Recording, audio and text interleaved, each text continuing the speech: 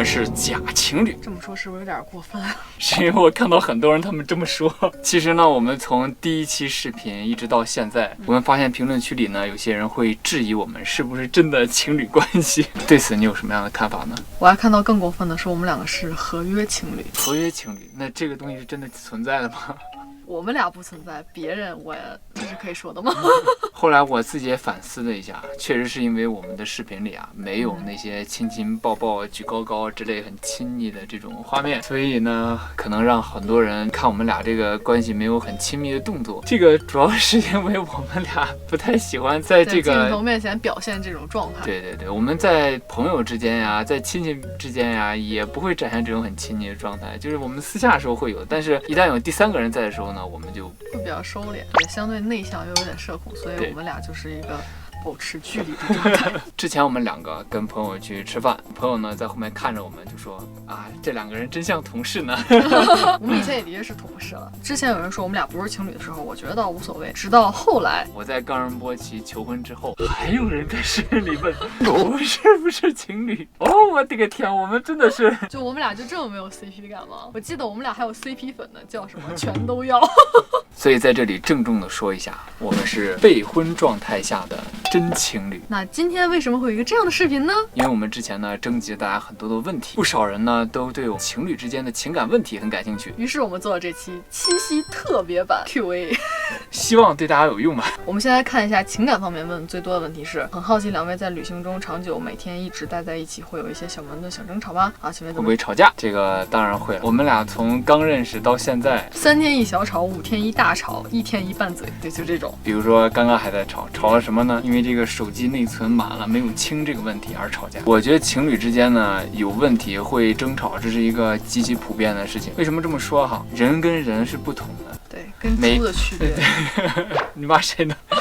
是这样啊，每一个人他的生长环境、接触的三观呀，包括行为处事的方法呀，他都不一样。所以只要是两个人，你就别说情侣了，朋友之间他都会有意见的分歧，更别说两个人要持久的一直生活下去，一直走下去，那问题会更多。所以说呢，吵架也是一种相互了解的方式，往往呢争吵就会变成辩论。因为我跟拳头都是很有自己想法的那种人，所以我们会有自己的一套的行为逻辑。那当我们遇到某些事情的时候，可能我只是跟他聊聊天，但拳头认为他这是在打辩论，就是我谈恋爱不是为了找一个辩手朋友的。但是拳头作为这种比较愿意探讨问题的存在，所以我们俩经常会聊着跑偏了，就开始打辩论，就是我不服你，你也别服我，我们两个就互相开始 battle， 这就是我们两个人鸡飞狗跳的日常啊，鸡飞狗跳的房车生活啊。就是有人问说，那吵架怎么解决呢？我们是分情况的，比如说我们在吵架当中设置了一个底线，谁真的犯错误了是不能吵的，并且要马上承认错误，然后呢还要答应对方一个任务。但是这个任务呢就是比较简单，比如说洗个碗、擦个地、整理一下这个房车，大概这种比较简单的，主要是易于完成嘛，巩固一下自己认错的这个态度和付出了行动。对，就至少不要总是犯同样的错误。我们俩是积极的去解决问题，尽量每一天吵架的都是新鲜的点。那下一个问题，比如说我们两个吵架了，然后会有粉丝问说，你们需要私人空间吗？我觉得这个还蛮值得聊一下的。是哦，我们俩呢都属于比较宅的那种人，所以我们俩吵架的确会，暂时性的再见吧，不想见你。我们确实需要私人空间。一般吵完架之后呢，我们都会干各自喜欢的事儿。比如说我心情不好的时候呢，一般都会玩游戏。但是我这个人呢，玩游戏又比较菜，又菜又爱玩，所以就导致呢，我就更生气。然后这个更生气呢，仔细去想一想，刚刚我们俩吵架的事就没那么生气了，于是就和解了。是这样的，就是我在游戏里被虐完之后，觉得现实生活还是挺美好的。我总喜欢玩那些特别难的游戏，比如说魂游戏之类的。那像我呢，去疏解自己情感上面的问题的时候呢，我最喜欢做的事情就是嗑 CP。我的爱情可以很烦躁，但是我的 CP 一定要好好的在一起。对，我就是这种人。然后每次他嗑最甜的时候，我就会跟他说，这都是商业运作，都是假的。我不嗑真人，好吧，我看一看漫画，看一看小说也很开心。所以这个私人空间不是指多大的地方，而是说我们自己怎么去调节自己。哦，这个就很有趣了。这个朋友问我有个朋友，你有个朋友，那我是不是可以不用给你打码？开玩笑，不要紧张。我有个朋友容易移情别恋，也不算花心，就是容易对同一个人失去新鲜感。请问怎么保持长久爱情和新鲜感？哇，这个问题啊，我想了很久。我觉得是这样子哈，爱情确实刚开始的时候需要新鲜感，但是如果你想往长期走下去，还需要新鲜感，那就不对了。因为爱情往下面走啊，都是责任，要担起责任的话，就不能只靠新鲜感。新鲜感只是刚开始认识的时候一个催化剂，对，一个荷尔蒙的表现。对，它并不是一个长久的可持续发展的路线。我看那个评论下面有一个朋友说很好，他说的也是责任感。从小猫小狗的爱情实现向相濡以沫的转变，最好的理由是责任感。如果想靠新鲜感来维持爱情，那往往就会变成渣男、海王、海后。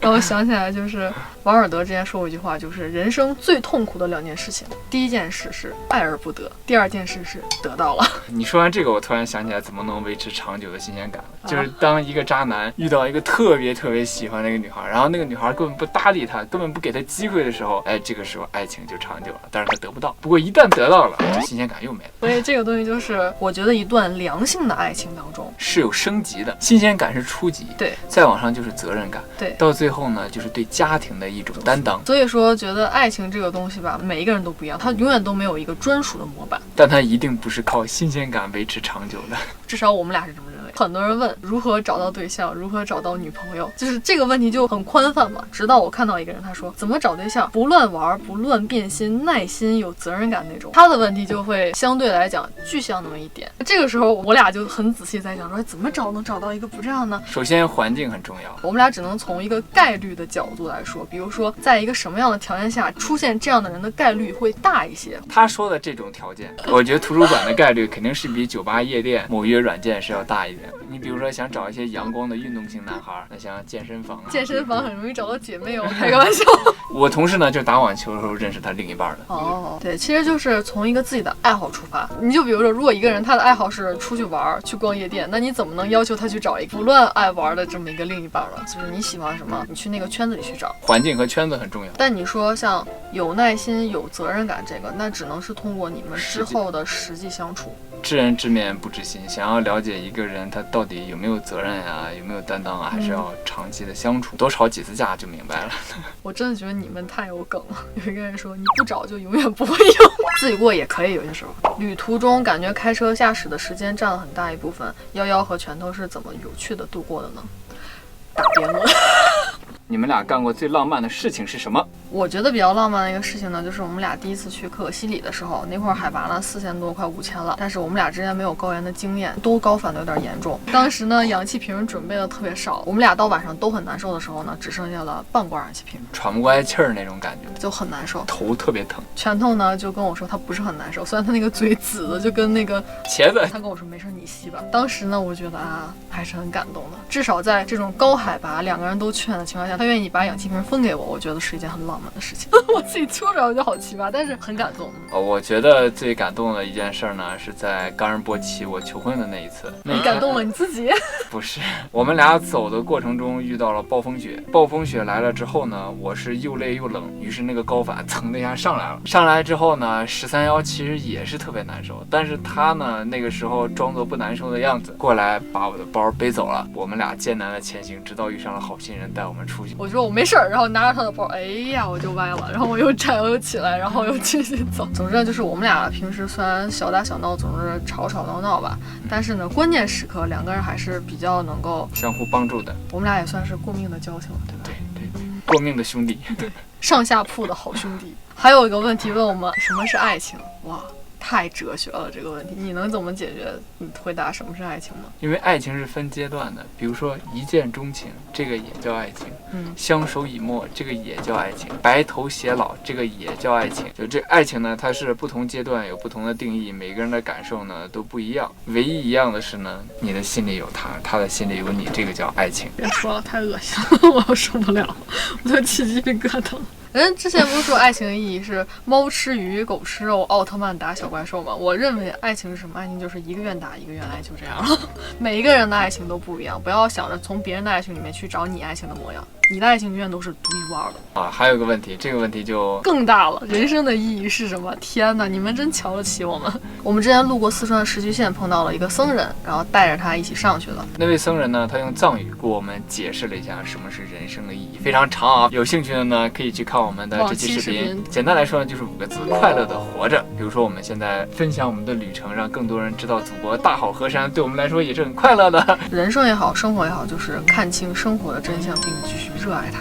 我们觉得这个事情很重要，包括我们的旅行也是。我们并不是说我们曾经的梦想是环游世界。当我真的有一天环游完世界之后，我的人生难道就没有意义了吗？当然不是。我觉得所有的目标也好，理想也好，梦想也好，它都是为了让我更加热爱生活，让我的生活更加美好的去度过下去。肯定生活中会有很多苦难，但你如何去面对它，是一个很重要的决定。学会热爱生活，就是人生的意义。哇，不知道这样说行不行？至少现阶段我们俩能够用语言表达出来的，大概就是这样了。我记得之前看了一个白日梦想家，其实学会热爱生活非常简单。简单在于你走在路上看到一片很漂亮的枫叶，你觉得哇好有趣。你吃着一个买过来热腾腾的汉堡，你觉得很幸福。就人生的点不在于意义，而在于你想如何去度过它。但难的也在于善于发现这种生活当中的小确幸。因为习以为常之后就没有感觉了。最后2个问题回答有点拉胯啊。以上呢就是我们的七夕特别问答版。喜欢我们的视频的话呢，请多多点赞支持哦。你们的支持是我们努力更新的动力。青山不改，绿水长流，关注我们，一起开始房车生活。晚安。